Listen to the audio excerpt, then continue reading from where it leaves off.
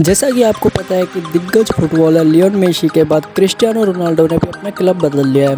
उन्होंने यूवेंटस का साथ छोड़कर मैनचेस्टर यूनाइटेड को ज्वाइन किया है और मैनचेस्टर यूनाइटेड ने भी इटली के क्लब यूवेंट्स के साथ हुई रोनाल्डो की ट्रांसफर डील की पुष्टि कर दी है।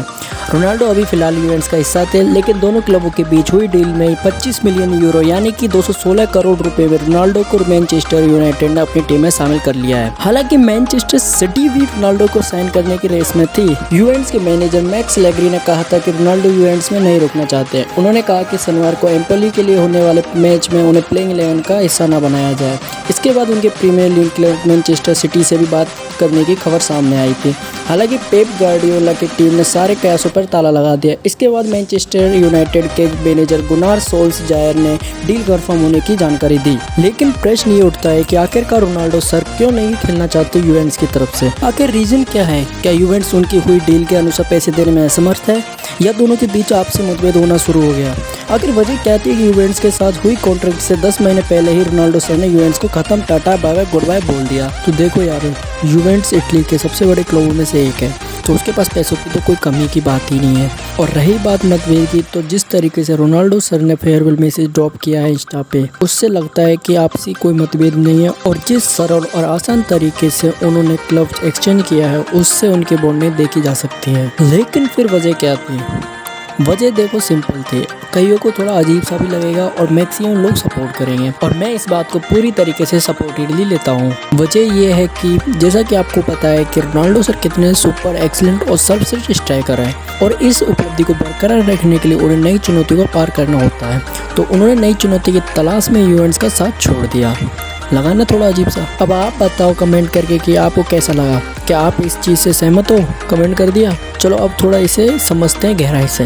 जैसा हम सबको पता है कि रोनाल्डो सर एक गोल स्कोरिंग मशीन है, और वे पिछले सीजन सीरी ए में 29 गोल के साथ टॉप स्कोरर थे। और यह भी नहीं, जुवे की तरफ से 134 गेम में 101 गोल के साथ क्लबों के इतिहास में सबसे तेज 100 गोल करने वाले खिलाड़ी भी हैं। इसके बावजूद उन्हें टीम का सपोर्ट प्रॉपर नहीं मिल पाता, क्योंकि अकेला प्लेयर कितना कुछ करे।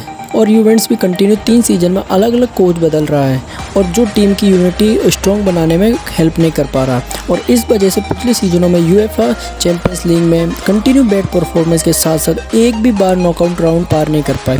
कहने का मतलब यह है कि टीम एक भी बार सेमीफाइनल में नहीं पहुंची। एंड इससे स्पष्ट है कि यह क्लब यूएफए चैंपियंस लीग जीतने की दौड़ में Chelsea, Manchester city, PSG and Bayern Munich के समान स्तर पर नहीं है। और रोनाल्डो सर को अपने ब्रांड और विरासत की परवाह है, और वे अब तक की ग्रेटेस्ट ऑफ ऑल टाइम के रूप में जाना चाहते हैं। अगर उन्हें अगले 2 या 3 सीजन एक ऐसी टीम का साथ मिले जो उन्हें बड़ी ट्रॉफी जिताने में हेल्प करे, और ये यूवेंट्स में होने वाला नहीं था। और ये तो सबको पता ही होगा कि रोनाल्डो सर वापस से मैनचेस्टर यूनाइटेड का हिस्सा बनने जा रहे हैं। Yes, I am. Get ready to come back. इससे पहले 2003 से लेकर 2009 तक इस क्लब के लिए खेले, और उसी समय उन्हें फर्स्ट टाइम 7 नंबर की आइकॉनिक जर्सी मिली थी, जो बाद में जाके उनके लिए काफ़ी लक्की साबित हुई। और यही नहीं, उसके बाद से उन्हें CR7 के नाम से भी जाना जाता है, और उन्होंने इसी चीज़ को देखते हुए अपनी काफ़ी सारे ब्रांड्स को CR7 के नाम से बनाया। लेकिन दिक्कत ये है कि उन्होंने क्लब तो ज्वाइन कर लिया, बट अब उन्हें कौन सी जर्सी मिलेगी पहनने को?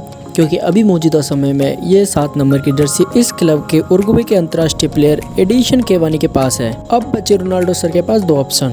फर्स्ट तो ये है कि या तो उन्हें कम से कम इस सीजन के लिए नई जर्सी देखनी पड़ सकती है, जिनमें से 12, 15, 24, 28, 30, 31, 33 और 35 अवेलेबल है। या सेकंड ऑप्शन ये है कि एडिशन केवानी अपनी जर्सी छोड़ दे रोनाल्डो सर के लिए। अब ये तो देखना होगा कि रोनाल्डो सर को किस नंबर की जर्सी के साथ खेलने को मिलेगा। आप अपनी राय कमेंट करके बताइए कि आपकी क्या राय है, और ये भी बताना है कि आप किस नंबर की जर्सी में उन्हें खेलता हुआ देखना चाहते हो।